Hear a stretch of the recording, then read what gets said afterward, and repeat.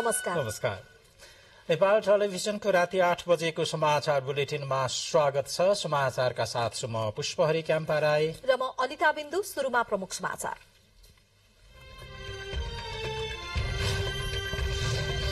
आम मतदाताको भावना र भरोसालाई सम्बोधन गर्दै अगाडि बढ्ने सत्ता गठबन्धनको निर्णय। विद्यमान चुनौतीहरूको सामना गर्न पनि गठबन्धन आवश्यक भएको निचोड। प्रतिनिधि सभा र प्रदेश सभा सदस्य निर्वाचनको प्रत्यक्षतर्फको अन्तिम परिणाम सार्वजनिक। प्रदेश 1 र मध्य प्रदेश बाहेकमा सत्ता गठबन्धनलाई सहजै सरकार बनाउने सुविधा। गण्डकी प्रदेशका खेलकुद मन्त्री राजीव गुरुङ नेकपा एकीकृत समाजवादीमा प्रवेश। आफ्नो उद्देश्यसँग एकीकृत समाजवादीको सिद्धान्त मेल खाएकाले पार्टी छनौट गरेको उल्लेख। बढेको चिसोले मध्य प्रदेशको धनुषा सहितका जिल्लाका स्थानीय प्रभावित। चिसोकै कारण विभिन्न स्वास्थ्य समस्या लिएर अस्पताल पुग्नेहरू बढे। भारतको राजधानी नयाँ दिल्लीमा वायु प्रदूषण गम्भीर तहमा पुग्यो। निर्माण कार्य लगायतमा रोक, सतर्कता अपनाउन आग्रह। र विश्वकप फुटबल अन्तर्गत क्वार्टर फाइनल प्रवेशका लागि जापानले क्रोएसिया र ब्राजिलले दक्षिण कोरियासँग खेल्दै। साबिक विजेता फ्रान्स र इंग्ल्याण्ड अन्तिम 8मा प्रवेश।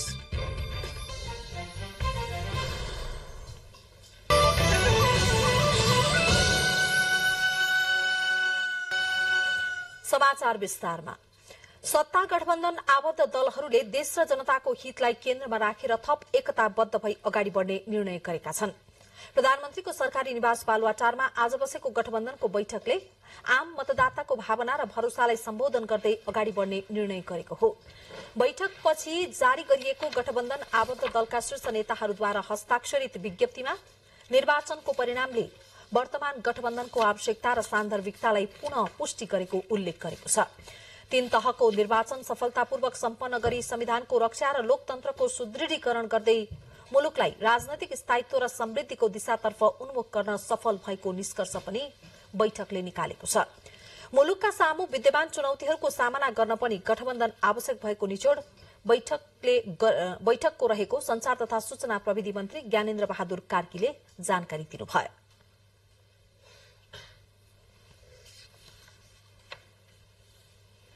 आम मतदाताको भरोसा र भावनालाई कदर गर्दै जनता र मुलुकको हितलाई केन्द्रमा राखेर आगामी दिनमा थप एकताबद्ध भएर अघि बढ्ने प्रतिबद्धता व्यक्त गर्दछौँ।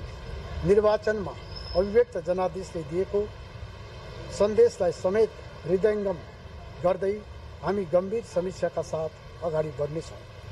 निर्वाचनमा सहभागी सम्पूर्ण मतदातालाई हार्दिक आभारसहित धन्यवाद ज्ञापन गर्दै जनताको अपेक्षा स्थायित्व, विकास र समृद्धि हो। त्यस दिशामा अब निर्माण हुने सरकारले सम्पूर्ण ध्यान केन्द्रित गरेर अगाडि बढ्ने। गठबन्धन बैठकले शान्तिपूर्ण निर्वाचन सम्पन्न गरेकोमा नेपाल सरकार, राजनैतिक दल, सुरक्षाकर्मी, संचारकर्मी, राष्ट्रिय तथा अन्तर्राष्ट्रिय पर्यवेक्षक, आम मतदाता सबैलाई धन्यवाद ज्ञापन पनि गरेको छ। गत मंसिर 4 गते सम्पन्न प्रतिनिधि तथा प्रदेश सभाको प्रत्यक्षतर्फको मत परिणाम सार्वजनिक भइसकेको छ। प्रतिनिधि सभाको प्रत्यक्षतर्फ कुल 165 निर्वाचन क्षेत्रमा 57 सीट जित्दै नेपाली कांग्रेस पहिलो बनेको छ। समानुपातिक तर्फको मतगणना बाँकी नै रहेकोले दलहरूले प्राप्त गर्ने अन्तिम सीट संख्याको टुङ्गो भने अझै आउन सकेको छैन। मंसिर 4 गते प्रतिनिधि सभाको 165 र प्रदेश सभातर्फ 330 सीटका लागि निर्वाचन भएको थियो। सम्पन्न आम निर्वाचनको प्रत्यक्षतर्फ 165 वटै निर्वाचन क्षेत्रको अन्तिम मत परिणाम घोषणा भएको छ। सोमबार बिहान प्रतिनिधि सभातर्फ दोलखाको पनि मत परिणाम सार्वजनिक भएसँगै सबै क्षेत्रको नतिजा आएको हो। निर्वाचन आयोगका अनुसार निर्वाचनबाट प्रतिनिधि सभामा कांग्रेस प्रत्यक्षतर्फ 57, एमाले 44, माओवादी केन्द्रले 18 सीट जितेको छ। यस्तै नेकपा एकीकृत समाजवादी पार्टीले 10, जसपा, राप्रपा र राष्ट्रिय स्वतन्त्र पार्टीले 7-7 सीट तथा लोसपाले 4 सीट जितेको छ।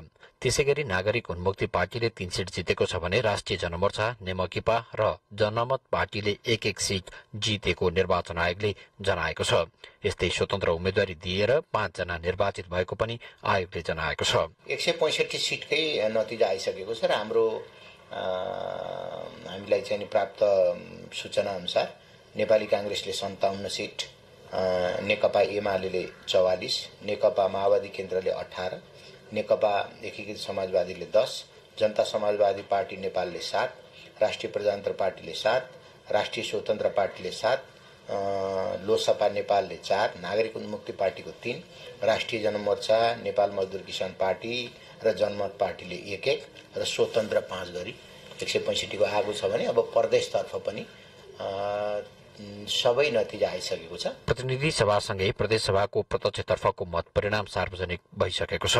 प्रतिनिधि तथा प्रदेश सभाको सबै मत परिणाम आएसँगै समानुपातिक तर्फको मतगणना पनि अन्तिम चरणमा रहेको निर्वाचन आयोगले जनाएको छ।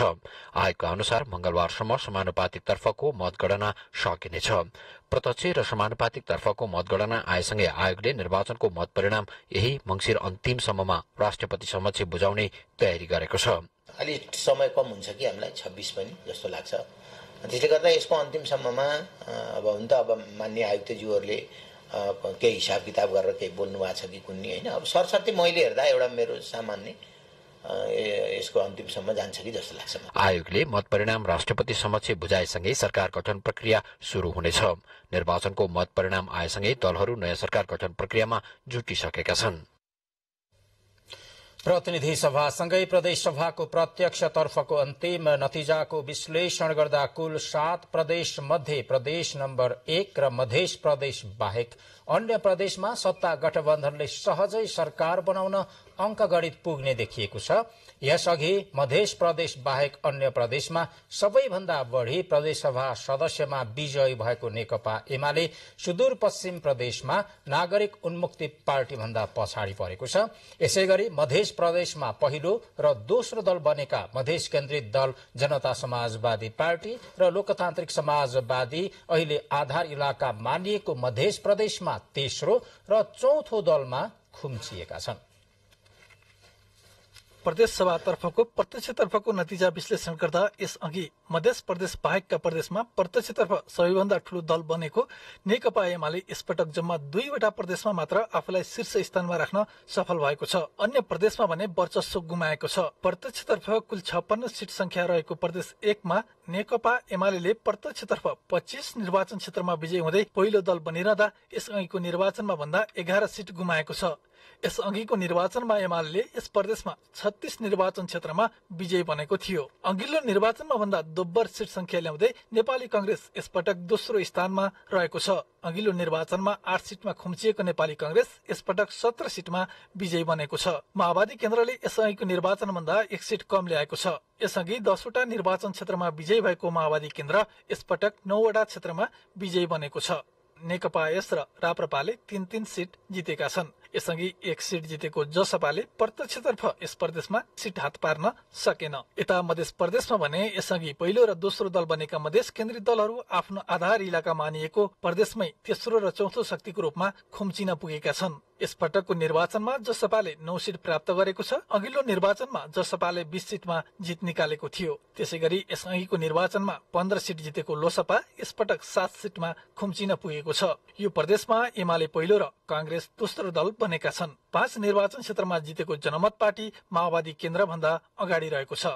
यता संघीय राजधानी भएको बागमती प्रदेशमा यसअघिको एकल बहुमत ल्याउन सफल एमाले नराम्रोसँग पराजय भोगेको छ। यसअघिको निर्वाचनमा यस प्रदेशमा 42 सीट जितेको नेकपा एमाले यसपटकको निर्वाचनमा 13 सीटमा खुम्चिनु परेको छ। यहाँ नेपाली कांग्रेसले 24 सीटमा जित निकालेको छ। यसअघिको निर्वाचनमा कांग्रेसले जम्मा 7 सीट हात पारेको थियो। यसअघि प्रदेश सभामा प्रत्यक्षतर्फ कुनै सीट जित्न नसकेको राप्रपाले यसपटक 7वटा निर्वाचन क्षेत्रमा जित निकालेको छ।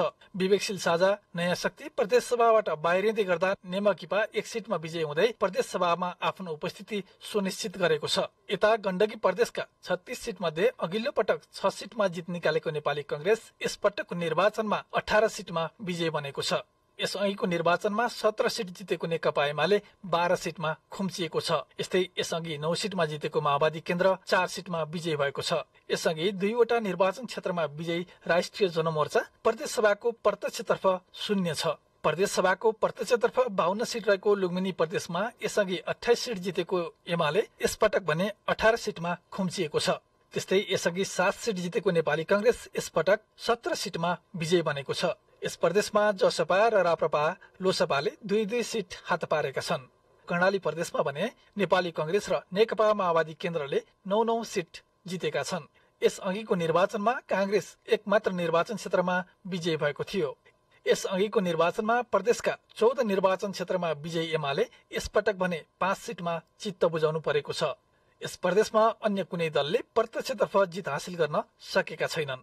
त्यसैगरी प्रदेश सभातर्फ कुल 32 सिट रहेको सुदूरपश्चिम प्रदेशमा पनि अघिल्लो निर्वाचनको 17 सिट जितेको नेकपा एमाले प्रदेश सभामा आएको नयाँ दल नागरिक उन्मुक्ति पार्टी भन्दा पछाडि परेको छ। अघिल्लो निर्वाचनमा 4 सिट ल्याएको नेपाली कांग्रेस यस पटकको निर्वाचनमा 12 सिटमा विजयी भएको छ। यसअघि 17 सिट जितेको नेकपा एमाले 3 सिटमा खुम्चिनु परेको छ। प्रदेशमा नागरिक उन्मुक्ति पार्टी 5 सिट सहित तेस्रो दल बनेको छ।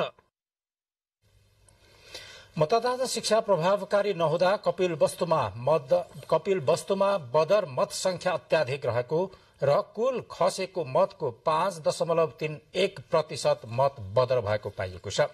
गत मंसिर 4 गते सम्पन्न निर्वाचनमा कपिल वस्तुमा प्रतिनिधि सभातर्फ 5.39% र प्रदेश सभातर्फ 4.40% मत बदर भएको जिल्ला निर्वाचन कार्यालय तौली हवाले जनाएको छ। 3 प्रतिनिधि सभा तथा 6 प्रदेश सभा निर्वाचन क्षेत्र रहेको कपिल वस्तुमा कुल 3,78,232 मतदाता रहेकामा प्रतिनिधि सभातर्फ 2,53,509 मत खसेकोमा बदर मत मात्रै 13,456 छ। त्यसैगरी प्रदेश सभातर्फ कुल खसेको मत 2,53,170 रहेकोमा बदर मत 11,143 छ। यस्तै प्रतिनिधि सभा समानुपातिक निर्वाचन प्रणालीतर्फ 2,54,955 मत खसेकोमा बदर मत 13,137 रहेको छ। प्रदेश सभा समानुपातिक तर्फ 2,53,137 मत खसेकोमा बदर मत 17,004 रहेको निर्वाचन कार्यालयको तथ्याङ्कमा उल्लेख छ। जुन तथ्याङ्क गएको स्थानीय तह निर्वाचनको भन्दा कम रहेको जिल्ला निर्वाचन कार्यालय तौलिहवाका प्रमुख राजीव पन्थीले जानकारी दिनुभयो। समाचारमा अब विज्ञापनको पालो। विश्रामपछि बाँकी समाचार। प्रधानमन्त्री शेरबहादुर देउवाले ललितपुर स्थित बाडी गाउँमा रहेको कांग्रेसका संस्थापक नेता कृष्ण प्रसाद भट्टराईको शालिगमा माल्यार्पण गर्नुभएको छ। भट्टराई आश्रम बाडी गाउँमा आयोजित श्रीमद् भागवत ज्ञान महायज्ञमा पुग्नुभएका देउवाले भट्टराईको शालिगमा माल्यार्पण गर्नुभएको हो। सन्त नेता कृष्ण प्रसाद भट्टराईको 98औं जन्म जयन्तीको अवसरमा आयोजित ज्ञान महायज्ञमा प्रधानमन्त्री देउवाले संकल्प पूजा र दीप प्रज्वलन गर्नुभयो। त्यस्तै प्रधानमन्त्री देउवाले भट्टराई आश्रमको अवस्थाका बारेमा जानकारी पनि लिनुभएको थियो। कृष्ण प्रसाद भट्टराईको 98औं जन्म जयन्तीका अवसरमा श्रीमद् भागवत महापुराण आयोजना गरिएको हो। नेपाली राजनीतिमा महत्वपूर्ण योगदान पुर्याउनुभएका भट्टराईको 2067 फागुन 20 गते निधन भएको थियो। भट्टराईको निधन पश्चात हरेक वर्ष उहाँको सम्झनामा स्मृति दिवसको अवसर पारेर बाडेगाउँ स्थित आश्रममा कार्यक्रम आयोजना गरिँदै आएको छ।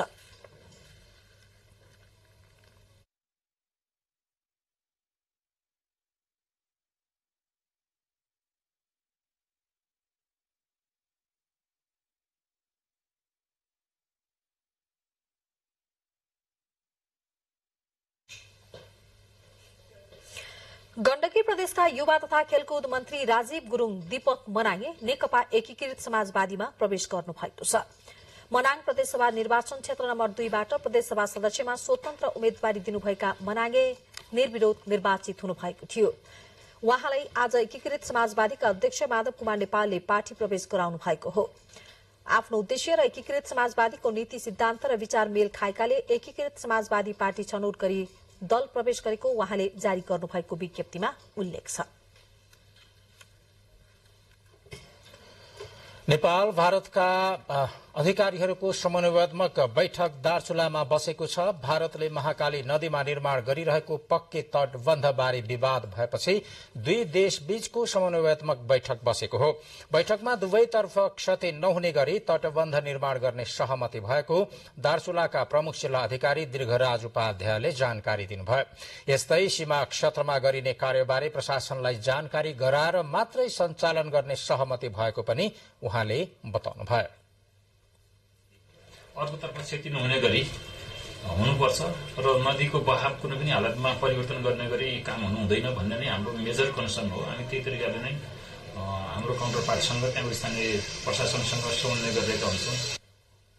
बैठकमा नेपालका तर्फबाट प्रमुख जिल्ला अधिकारी दीर्घराज उपाध्याय, सुरक्षा निकायका प्रमुखहरू र भारतका तर्फबाट पिथौरागढ़ जिल्लाका एडीएम फिचाराम चौहान, तहसील धारचुलाका एसडीएम दिवेश शासनी लगायतको उपस्थिति थियो।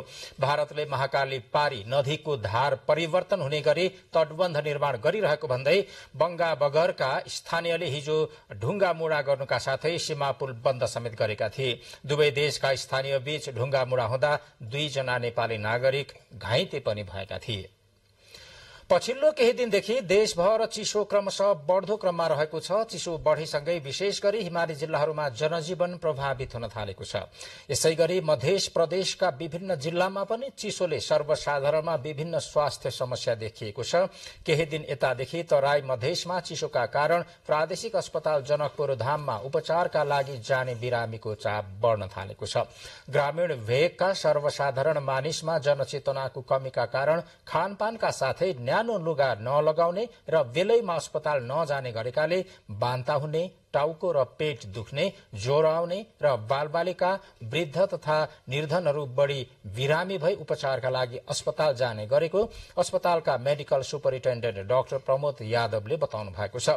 चिसोका कारण बिरामी भई अस्पताल जाने क्रम बढेकाले मनतातो पानी खान, सडे गलेका खानेकुरा नखान, ताजा खाना र झोलिलो सन्तुलित भोजन गर्न, झाडा पखाला, हात खुट्टा मर्केमा तुरन्त नजिकको स्वास्थ्य केन्द्रमा औषधि उपचार गर्नुपर्ने जस्ता पूर्व सावधानीहरू अपनाउन चिकित्सकहरूले सुझाव दिएका छन्। फेरि विज्ञापनको पालो। विश्रामपछि बाँकी समाचार। पोखराको रामघाट क्षेत्र सेती नदीमा गिट्टी बालुवा निकालेर जीवन चलाइरहेका मजदूरहरूको जीवन दिनानुदिन कष्टकर बन्दै गएको छ। पोखरा महानगरपालिकाले हरेक आर्थिक वर्ष जस्तै यस वर्ष पनि सो क्षेत्रको गिट्टी बालुवाको टेन्डर नखोल्दा गिट्टी बालुवा निकालेर जीवनयापन गर्दै आएका मजदूरहरूको दैनिकी कष्टकर बन्दै गएको हो। देशका विभिन्न जिल्लाबाट पोखरा पुगेर रामघाटको सेती नदीमा गिट्टी बालुवा निकाल्ने मजदूरहरूको दैनिकी अचेल कष्टकर बन्दै गएको छ। हरेक आर्थिक वर्षको सुरुमै टेन्डर निकालेर गिट्टी बालुवाको ठेक्का लगाउँदै आएको पोखरा महानगरपालिकाले यस वर्ष टेन्डर आह्वान गर्ने पनि टेन्डर नपर्दा रामघाटमा गिट्टी बालुवा निकालेर जीविकोपार्जन गर्दै आएका 300 बढी मजदूरहरूको दैनिकी जोखिममा परेको हो। गिट्टी बालुवाको ठेक्का सञ्चालन नभएपछि हरेक दिन गिट्टी बालुवा निकालेर दैनिकी चलाउँदै आएका अधिकांश मजदूरहरू अन्यत्र पलायन भइसकेका छन् भने केही मजदूरहरू भने अझै पनि गिट्टी बालुवा निकालेर बिक्रीका लागि टेन्डर खुल्ने आशमा आफ्नो कामलाई निरन्तरता दिएको बताउँछन्। यही बाललाई बेचेर शराब भर्ने गरेर बाल बच्चालाई हामी खानुपर्छ। त्यही कारणले नगरपालिकाले टेन्डर खोलिदिनु परेको। अन्त गरिखाने ठाउँ पनि छैन, यहीँ हो पहिलेबाट गरिरहेको। हामीले के गर्ने सर, अब आफू पनि पालिनु पर्यो, केटाकेटीलाई पनि पाल्नु पर्यो। त्यही भएर हामीले नि अब हाम्रो अरू उपाय नभएको कारणले जेसुकै होस् भनेर अलिअलि निकालिरहेछौँ भन्नु। पोखराको रामघाट क्षेत्रबाट हरेक वर्ष गिट्टी बालुवा निकाल्नै पर्ने ठाउँ भएकोले टेन्डर आह्वान गरिएको भए पनि ठेकेदार कम्पनीहरूले टेन्डर नहाल्दा ढिला भएको हुँदा राजस्व परामर्श समितिमा छलफल गरी प्रक्रिया पूरा गरी टेन्डर खुलाउनका लागि छलफल भइरहेको पोखरा महानगरपालिकाका उपप्रमुख मञ्जु देवी गुरुङले जानकारी दिनुभएको छ। हरेक दिन गिट्टी बालुवा निकालेर 700 देखि 1000 सम्म कमाई हुँदा विदेश पुगेर दुःख पाउनु भन्दा त गिट्टी बालुवा चालेरै आफूलाई स्वाभिमानसँग बाँच्न पाएकोमा सन्तुष्टि हुने मजदूरहरू यति बेला साँझ बिहान हातमुख जोड्ने र दैनिकी चलाउने मुस्किलमा परेका छन्। परशुराम शर्मा, नेपाल टेलिभिजन, गण्डकी प्रदेश, कास्की, पोखरा। नेपाली गीत संगीत प्रेमीहरूले गाएर कहिले नथाक्ने कालजाई गीत संगीतका स्रष्टा हुन् नारायण गोपाल गुरुवाचार्य। स्वर सम्राटको उपमाले परिचित नारायण गोपालको 32औं स्मृति दिवसमा आज उहाँका तिनै कालजाई गीत संगीत गुन्जायमान भयो। नयाँ पुस्ता माझ पनि उत्तिकै लोकप्रिय नारायण गोपाललाई उहाँकै गीत गाएर श्रद्धासुमन अर्पण गरिएको छ। मेरो आँखालाई राख्ने फुलबारी छैन, तिम्रो मुहारमा स्वर सम्राट नारायण गोपालको 32औं स्मृति दिवस देशैभर विभिन्न कार्यक्रमको आयोजना गरी मनाइएको छ। बुवा आस गोपाल गुरुआचार्य र आमा रामदेवी गुरुआचार्यको सन्तानका रूपमा विक्रम सम्मत 1996 असोज 18 गते काठमाडौँको किलागलमा उहाँको जन्म भएको थियो। नारायण गोपालले विक्रम सम्मत 2017 सालमा रेडियो नेपालमा पहिलो पटक गीत रेकर्ड गराउनु भएको थियो। उहाँको गीत यति धेरै मायावी, मलाई नसोध कहाँ दुख्छ घाउ, एउटा मान्छेको मायाले, अल्झेछ क्यारे पछ्यौरी, लाली गुराज भएछु लगायतका झण्डै 500 गीत रेकर्ड गराउनु भएको छ। नारायण गोपालका गीतहरू खुसी हुँदा र दुखी हुँदा दुवै समयमा सुन्न लायक भएकोले अझै पनि लोकप्रिय र कालजयी रहेका छन्। नयाँ पुस्तामाझ पनि उहाँका गीतहरू निकै नै लोकप्रिय छन्। सांगीतिक क्षेत्रमा उहाँले दिनुभएको योगदान कहिले भुल्न नहुने सांगीतिक क्षेत्रका हस्तीदेखि लिएर राजनीतिकर्मी समेत बताउँछन्। उहाँ बितेको 32 वर्षपछि पनि मैले गीतहरूमा उहाँलाई सधैँ भेटिरहेको छु। कहीँ लामो यात्रा गर्नु पर्यो, गाडीमा गीत बजाउनु पर्यो भने सबैभन्दा पहिले मैले नारायण दाईको गीत छ भनेर सोध्ने गर्छु। उहाँका हरेक गीतहरू उत्तिकै कर्णप्रिय लाग्छन्, उत्तिकै सदाबहार, जहिले पनि, र सधैँ यस्तै हुन्छ होला जस्तो लाग्छ। उहाँ जस्तो शिखर व्यक्तित्व गायन कलाको क्षेत्रमा अरू बिरलै आउँछन् जस्तो मलाई लाग्दछ। उहाँलाई कोही पनि कसैले पनि नसम्झिरहन सक्दैन। हामी त बिहानदेखि बेलुकैसम्म उहाँलाई सम्झेर आराधना गर्छौँ। एकदमै राम्रो गायक हुनुहुन्छ। उहाँलाई चाहिँ नि म भित्रदेखि एकदमै धेरै म श्रद्धासुमन अर्पण गर्न चाहन्छु।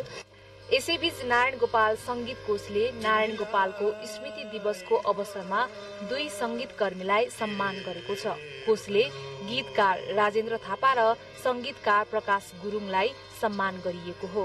उहाँहरूलाई 25-25 हजार रुपियाँ पुरस्कार राशि प्रदान गरिएको थियो। क्यामेरामा राम थापाको साथमा मानवी बानिया, नेपाल टेलिभिजन, काठमाडौँ।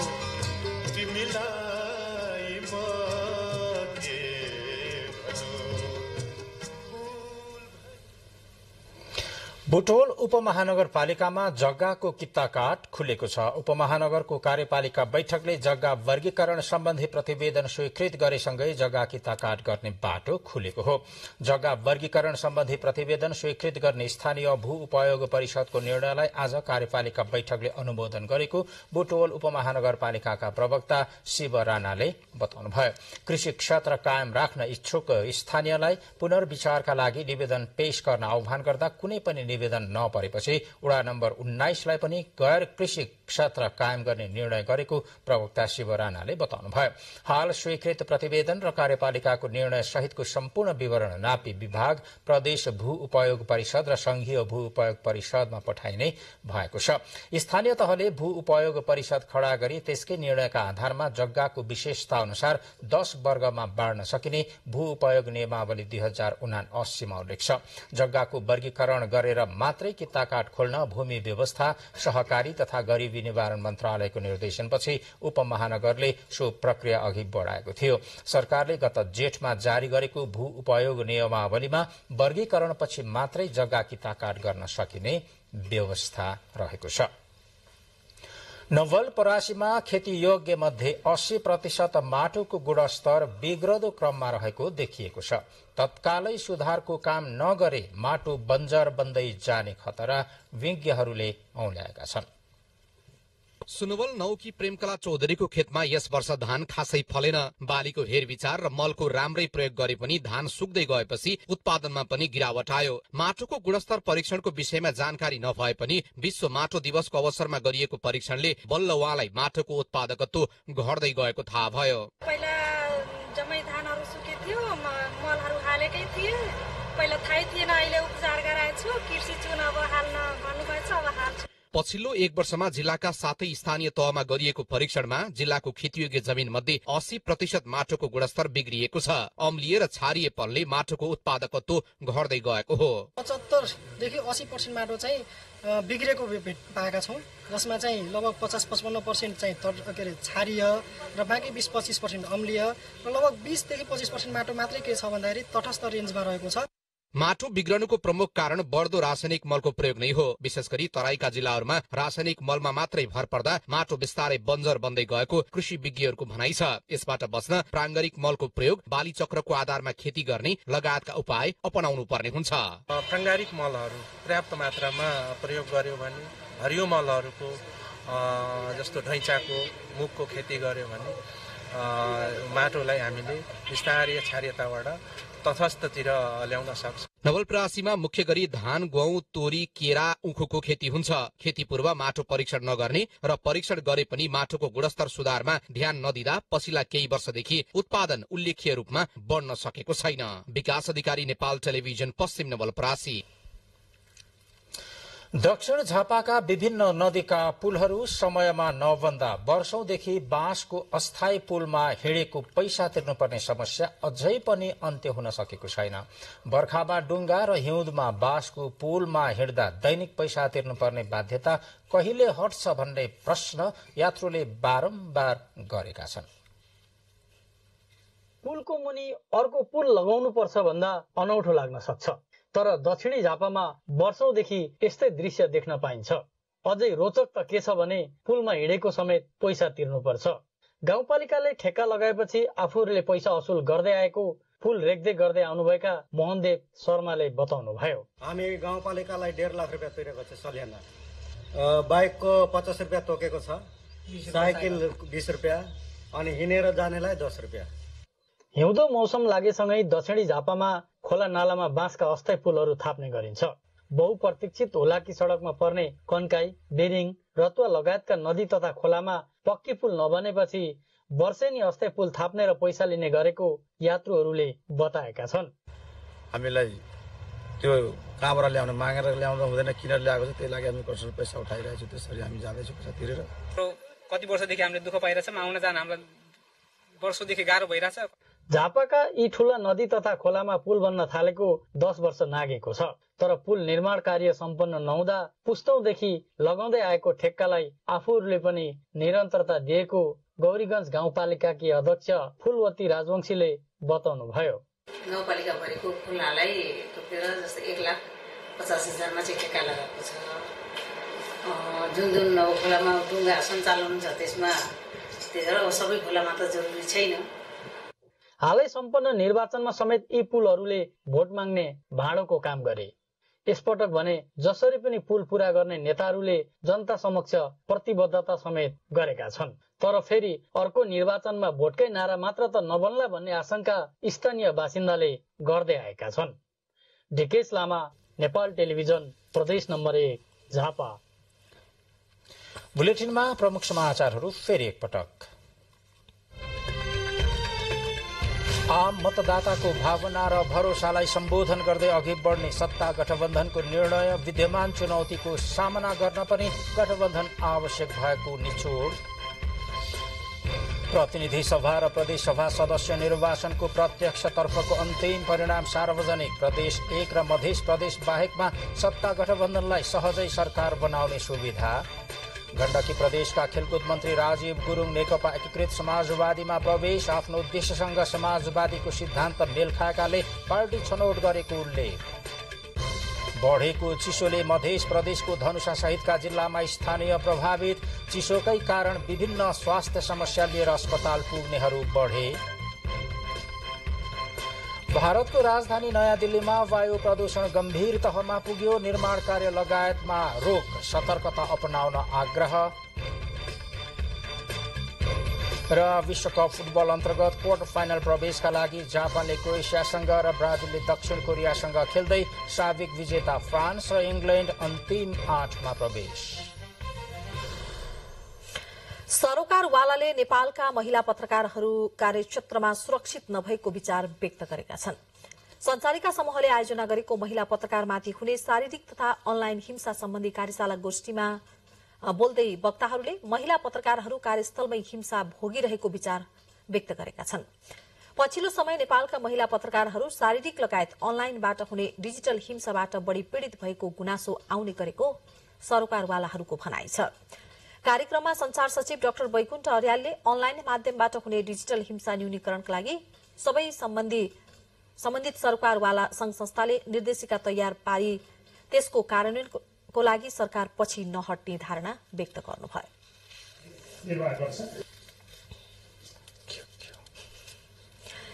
कार्यक्रममा राष्ट्रिय मानव अधिकार आयोगका सदस्य मनोज दुवाडी, प्रेस काउन्सिल नेपालका अध्यक्ष बालकृष्ण बस्नेत, नेपाल पत्रकार महासंघका अध्यक्ष विपुल पोखरेल, संचारिका समूहकी अध्यक्ष विमला तुम्खेवा लगायतले महिला पत्रकारमाथि हुने शारीरिक तथा अनलाइन हिंसा न्यूनीकरण गर्न सबैले आआफ्नो क्षेत्रबाट पहल गर्नुपर्ने धारणा राख्नुभयो।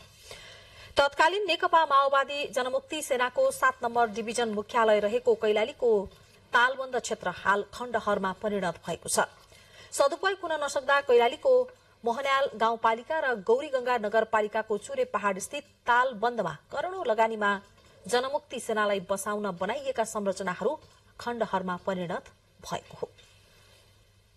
विगतको सशस्त्र द्वन्द्व र शान्ति सम्झौतापछि चर्चित मध्येको एउटा स्थान हो कैलालीको तालबन्द क्षेत्र, जहाँ झण्डै 5000 भन्दा बढी तत्कालीन माओवादीका सेनाहरू यहाँ राखिएका थिए। त्यसका लागि करोडौंका संरचनाहरू पनि निर्माण गरिएका थिए, तर ती संरचनाहरू अहिले संरक्षणको अभावमा जीर्ण बन्दै गएका छन्। 2063 मंसिर 5 गते विस्तृत शान्ति सम्झौतापछि कैलालीको तालबन्दमा जनमुक्ति सेना शिविर स्थापना भएको थियो। 7 नम्बर डिभिजनको मुख्यालयको रूपमा रहेको तालबन्द सेना समायोजनपछि सयौं घर टहरा जीर्ण भएर खण्डहरुमा परिणत भएका छन्। सानो एउटा टुकडी मात्र छ जसले चाहिँ नेपाली सेनाको थोरै ठाउँलाई चाहिँ संरक्षण गरिरहेको छ र बाँकी संरचनाहरू जीर्ण अवस्थामा भएका छन्। करिब 64 बिघा क्षेत्रफलमा फैलिएको तालबन्दमा मात्रै जनमुक्ति सेनाको आश्रयका लागि कच्ची र पक्की गरी सरकारी लगानीबाट करिब 70 वटा घर टहरा निर्माण गरिएको थियो। सेना समायोजनपछि खाली भएको क्षेत्रलाई संरक्षण तथा सुरक्षाको जिम्मा नेपाली सेनालाई दिइएको छ, तर अधिकांश भवनहरू प्रयोगविहीन हुँदा पुरै संरचनाहरू जीर्ण भएका छन्। अहिले त्यही सरकारको लगानीलाई पनि बचाउन अहिले चाहिँ सरकार चाहिँ हम्मेमा परेको छ मलाई महसुस भएको छ। तालबन्दको सुरक्षार्थ सानो टुकुचीको सेना रहे पनि बीच जंगलमा रहेका कारण सेनालाई सुरक्षामा सकस पर्न थालेको छ। शिविर खाली भएपछि व्यवस्थापनका लागि कुनै निकायबाट पहल नहुँदा भौतिक संरचना सदुपयोग हुन नसकेको स्थानीयको भनाइ छ। अहिले चाहिँ त्यो खण्डहरुमा पुगिसकेको छ। अहिले हामीले यहाँको स्थानीयहरूले त्यसलाई संरक्षण गरेर कृषि या पर्यटक क्षेत्र बनाउन सक्यो भने अनि अलि धेरै राम्रो हुन्थ्यो कि भन्ने हामीलाई हो। तलबाट डाँडो भए पनि माथि एकदम राम्रो छ। त्यो ठाउँलाई अब राम्रै भएपछि हामीहरूलाई पनि यहाँका मान्छेलाई के न कि बसोबासीलाई राम्रो हुने थियो। ऐतिहासिक महत्व बोकेको क्षेत्रलाई त्यसको विशेषता अनुसार नै व्यवस्थापन र संरक्षण गर्नुपर्ने माग स्थानीयहरूको छ। इतिहासको कालखण्डमा एउटा महत्वपूर्ण ठाउँमा पर्छ कैलालीको तालबन्द क्षेत्र। यो क्षेत्रको नेतृत्व गर्दै अहिले नेताहरू शीर्ष तहसम्म पुगेका छन्। पम्फा भुसालदेखि कर्णालीका निवर्तमान मुख्यमन्त्री महेन्द्र बहादुर शाहीले सम्म नेतृत्व गरेको यो क्षेत्र भने आफै ओझेल परेको छ। यसको संरक्षणमा सरकारको उचित ध्यान जान आवश्यक छ। सीताराम ओझा, नेपाल टेलिभिजन, कैलाली। चितवनको नारायणी नदीमा तटबन्ध निर्माणको काम शुरू भएको छ। हिउँद लागेसँगै नारायणी नदीमा तटबन्ध निर्माण गर्ने काम शुरू भएको हो। नारायणी नदी तटबन्धको लागि संघीय सरकार, ऊर्जा जलस्रोत तथा सिंचाई मन्त्रालयबाट करिब 5 अर्ब रुपियाँ बजेट विनियोजन भई 4वटा प्याकेजमा ठेक्का सम्झौता भइसकेको छ। ठेक्का सम्झौता भएको 4वटा प्याकेजमा काम शुरू भइसँगै निर्माणको कामले गति लिएको हो। नारायणी नदी व्यवस्थापन आयोजनाका सूचना अधिकारी सिनियर डिभिजनल इन्जिनियर शंकर बुढाथोकीका अनुसार रामघाटदेखि शिवघाट हुँदै काभ्रे घाटसम्म करिब 5 किलोमिटर 1 अर्ब 15 करोड़ रुपियाँको ठेक्का सम्झौता भएको छ। अब केही विदेशका खबर। भारतको राजधानी नयाँ दिल्लीमा वायु प्रदूषणको मात्रा पछिल्ला केही दिनमा बढ़दै गएको छ। वायु प्रदूषण गम्भीर तहमा पुगेको पाइएपछि कतिपय निर्माण कार्य, जलाउने या ध्वंस गर्ने कार्य तथा सड़कमा भ्याकुम क्लिनरले सफा गर्ने काममा प्रतिबन्ध लगाइएको छ। वायु गुणस्तर व्यवस्थापन आयोग CAQM ले प्रकाशन गरेको एक प्रेस विज्ञप्तिमा यसबारे जानकारी दिइएको हो। विज्ञप्तिमा वायु प्रदूषणको मात्रा पछिल्ला दिनमा बढ़दै गएको र आइतबार यो मात्रा गम्भीर तहमा पुगेको सतर्कता अपनाउन आग्रह पनि गरिएको छ। नयाँ दिल्लीमा वायु प्रदूषणको मात्रा गम्भीर तहमा पुगेकाले यसलाई कम गर्नका लागि आवश्यक सबै प्रकारका उपाय अपनाउन सरकारसँग आग्रह पनि गरिएको छ। आयोगको आइतबार अपराह्न 4 बजेको रिपोर्टमा वायु प्रदूषणको मात्रा AQI गम्भीर तह अर्थात 407 मा पुगेको देखाइएको छ। चीनिया 3 जना अन्तरिक्ष यात्री आफ्नो 6 महिने चीनिया अन्तरिक्ष केन्द्रको मिशन पूरा गरेर पृथ्वी फर्किएका छन्। नोभेम्बरमा सम्पन्न गरिएको तियाङगङ अन्तरिक्ष केन्द्रको अन्तिम निर्माण चरण अनुगमन गर्न उनीहरू जुन 5 तारिखमा अन्तरिक्षका लागि गएका थिए। अन्तरिक्ष यात्रीको टोली चीनको भित्री मंगोलिया स्थित स्वायत्त क्षेत्रमा सेन्जो 14 अन्तरिक्ष यान मार्फत अवतरण गरेका छन्। चीनको अन्तरिक्ष निकायले उक्त मिशनलाई पूर्ण सफल भएको दावी गरेको छ। अब एउटा ब्रेक, त्यसपछि आर्थिक र खेल जगतका खबरक्रम हुनेछन्।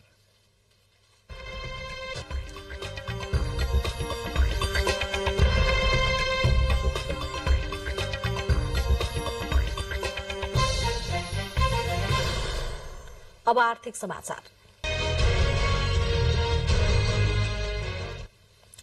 नेपाल स्टक एक्सचेन्ज नेप्से परिसूचकमा दोहोरो अंकको गिरावट देखिएको छ। परिसूचक 24.46 अंकले घटेर 1938.76 अंकमा कायम भएको हो। आज 240 वटा कम्पनीको 41,27,286 किता शेयर 26,475 पटक खरिद बिक्री हुँदा 1,67,04,55,000 रुपियाँ बराबरको कारोबार भएको छ। आजको कारोबारमा 14 वटा कम्पनीको शेयर मूल्य बढ़ेको छ भने 181 वटा कम्पनीको शेयर मूल्य घटेको छ। त्यस्तै सबै समूहको उपसूचक घटेको छ। सबैभन्दा धेरै जीवन बीमा समूहको उपसूचक 135.92 अंकले घटेको छ। उत्पादन समूहको उपसूचक 123.47 अंकले घटेको छ। बैंकिङ समूह 9.78, विकास बैंक समूह 53.21, वित्त समूह 37.75, त्यस्तै होटल तथा पर्यटन समूह 35.77 र जलविद्युत समूह 35.03 अंकले घटेको नेप्सेले जनाएको छ।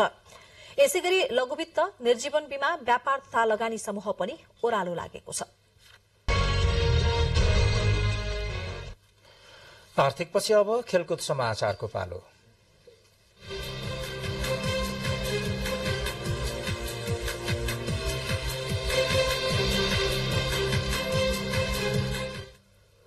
कतारमा जारी फिफा विश्वकप फुटबल 2022 मा आज बेलुकी एक खेल र मध्यरातमा एक गरी 2 वटा खेल हुँदैछन्। पहिलो खेलमा जापानले क्रोएसियासँग खेल्दैछ।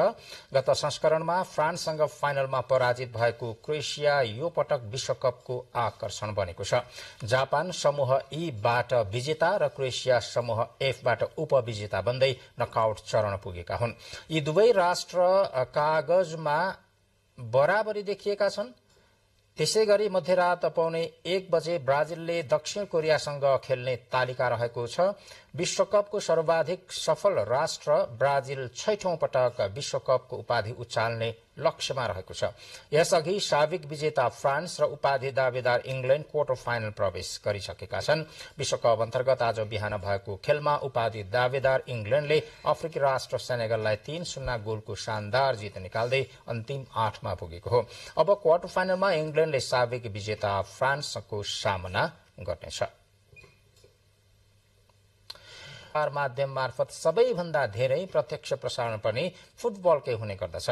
विश्वकप र विश्व वरीयताको मानकबाट हेर्ने हो भने फुटबलको वर्चस्व ल्याटिन अमेरिका र युरोपले मात्र ओगटेका छन्। तर यसको लोकप्रियताको मापन गर्ने हो भने फुटबल संस्कार विश्वव्यापी बनेको छ। यही संस्कार बन्दै आएको फुटबलको इतिहास कस्तो छ त हेरौं यो रिपोर्ट। विश्व फुटबलको महाकुम्भ फिफा विश्वकपको 22औं संस्करण अहिले एसियाली मुलुक कतारमा जारी छ।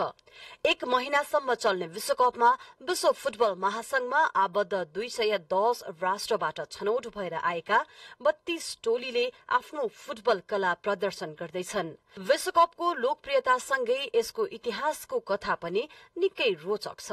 विश्वकपको कथा अन्तर्राष्ट्रिय फुटबल महासंघ फिफासँग जोडिएको गरियो र फिफाको जन्म भयो। हाल विश्वका 210 राष्ट्र फिफाको सदस्य हुन्। विश्वकप फुटबलको थालनी भने आधुनिक विश्वकप फुटबल प्रतियोगिताको शुरूआत सँगै भएको इतिहास छ। विश्वकप फुटबलको थालनी भने आधुनिक ओलम्पिक खेलकुद प्रतियोगिताको शुरूआत सँगै भएको इतिहास छ। सन् 1900 मा भएको दोस्रो ओलम्पिक गेम्समा पहिलो पटक फुटबल खेल समावेश गरिएको थियो। अन्ततः सन् 1928 मा बसेको फिफा कंग्रेसले फुटबलको छुट्टै ठूलो प्रतियोगिता आयोजना गर्ने निर्णय गर्यो। जस अन्तर्गत फिफाले हरेक 4 वर्षमा आफ्ना सदस्य राष्ट्रहरू बीच विश्वकप फुटबल प्रतियोगिता आयोजना गर्दै आएको छ।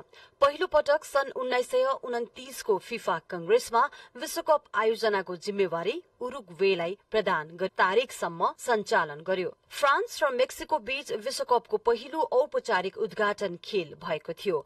1 लाख दर्शक अट्ने नवनिर्मित रंगशालामा भएको विश्वकपको पहिलो संस्करणमै दर्शकको उपस्थिति निकै बाक्लो भयो।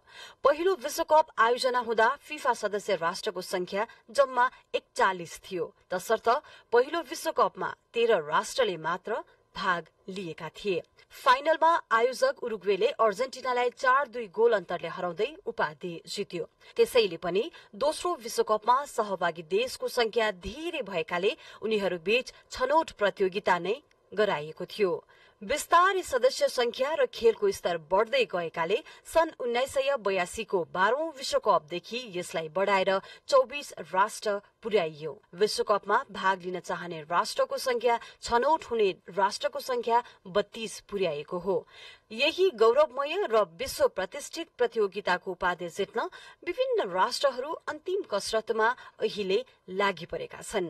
लामो इतिहास बोकेको विश्वकपमा नयाँ नयाँ इतिहास बन्ने क्रम अझै पनि जारी छ र यो जारी नै रहनेछ।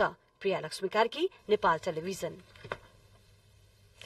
सुदूरपश्चिम प्रदेशले उमेर समूह अन्तर्गत 19 वर्ष मुनिको राष्ट्रिय पुरूष क्रिकेट प्रतियोगिताको उपाधि जितेको छ। काठमाडौँको त्रिवी क्रिकेट मैदानमा भएको फाइनल खेलमा लुम्बिनी प्रदेशलाई 6 विकेटले पराजित गर्दै सुदूरपश्चिम विजेता बनेको हो। लुम्बिनी प्रदेशले दिएको 93 रनको सामान्य लक्ष्य सुदूरपश्चिमले 21 ओभरमा 4 विकेट गुमाएर पूरा गर्यो। सुदूरपश्चिमका लागि गजेन्द्र बोहराले अभिजित 39 रन बनाए। खेलमा टस जितेर पहिले ब्याटिङ गरेको लुम्बिनीले 29 सुदूरपश्चिम लुम्बिनीसँग गत संस्करणको फाइनलमा पराजित भएको थियो।